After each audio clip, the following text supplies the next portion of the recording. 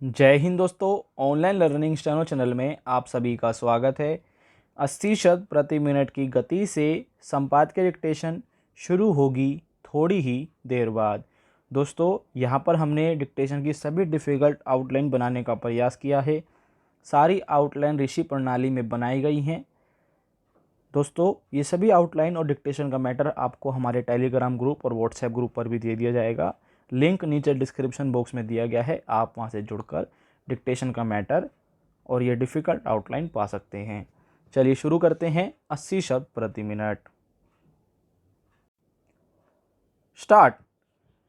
पिछले 3 दिनों की बरसात में पहाड़ों से लेकर मैदानी इलाकों तक उत्तर भारत में हुई तबाही भविष्य के लिए बड़ी चेतावनी है। हालांकि बीते कई सालों से बरसात में ज़्यादातर नदियों का विनाशकारी रूप देखने को मिलता रहा है, मगर इस साल की बरसात ने कुछ अधिक भयावह रूप दिखाया है।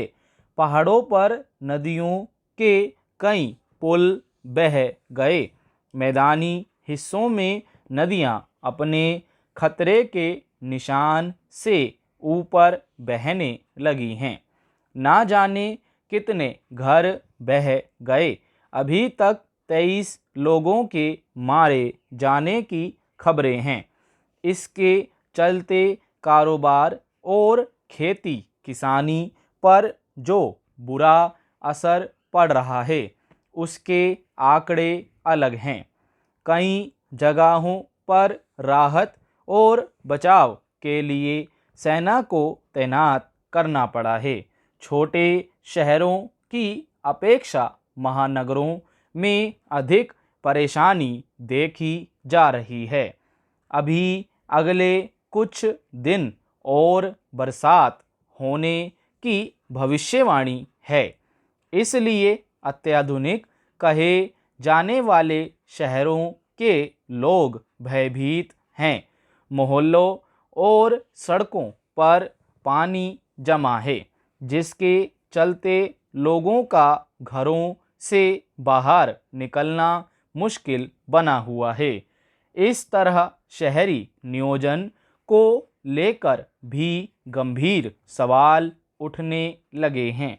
विपक्षी पार्टियों के लिए सत्ता पक्ष पर आरोप लगाने का मौका मिल गया है, मगर यह सवाल अपनी जगह है कि बरसात की वजह से हर साल उपस्थित हो जाने वाले इस संकट का स्थायी समाधान क्या है। बरसात तो पहले भी होती थी, बाढ़ भी आती थी, मगर ऐसी स्थिति कभी नहीं होती थी कि महानगरों में लोगों का घरों से बाहर निकलना दूभर हो जाए। दरअसल पिछले कुछ सालों में बरसात का क्रम और रूप बदला है। पहले बरसात कई दिनों तक लगातार होती थी। अब कुछ घंटों की बारिश में ही सड़कें जलमग्न हो जाती हैं। इसका बड़ा कारण जलवायु परिवर्तन है। अब बरसात एकदम तेजी से होती है। बूंदों का आकार पहले की तुलना में काफ़ी बड़ा हो गया है। फिर जितना पानी 2-3 दिनों में बरसा करता था, उतना कुछ ही घंटों में बरस जाता है, जिसके चलते अचानक पानी की मात्रा बढ़ जाती है और उसकी निकासी में काफ़ी वक्त लग जाता है। इसका दबाव नदियों और बांधों पर भी पड़ता है। जहाँ पानी अधिक इकट्ठा हो जाता है, वहाँ के बांध खोल दिए जाते हैं, जिससे उन नदियों का जल स्तर भी एकदम से बढ़ जाता है। जहां बारिश कम या नहीं हुई होती है। जलवायु परिवर्तन का एक असर यह भी हुआ है कि कहीं तो खूब पानी बरस जाता है और कहीं सूखा होता है। स्टॉप। धन्यवाद दोस्तों, मिलते हैं अगली वीडियो में।